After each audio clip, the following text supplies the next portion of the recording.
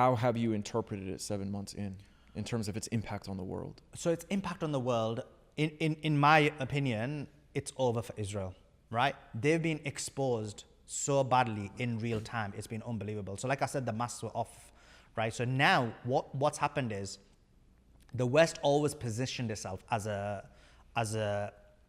framework that basically polices the world from a humanitarian perspective, from a morality perspective. And what's happened is this complicity has basically exposed them. So the next time, let's say now China decides to invade Taiwan, they can't be like, oh, morally this is wrong, you're strong going against the weak, because we've literally seen them support and be complicit in a genocide.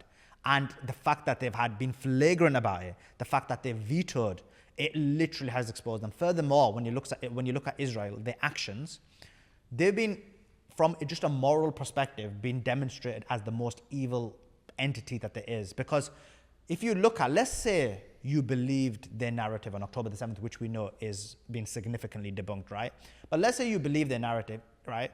And 1,000 people had been killed. Even they say it's about 600 civilians or whatever, right? So for 500-600 civilians being killed to have this level of response, any normal person would be like, this is abnormal behavior. It's akin to somebody coming to you, giving you a slap on the face, and then you responding by killing him, killing his whole family, killing everyone who ever met him. And so when you look at an average person, they know that these actions are just crazy. But what they've done is almost created a new standard. And the new standard is basically the rules don't apply to anyone.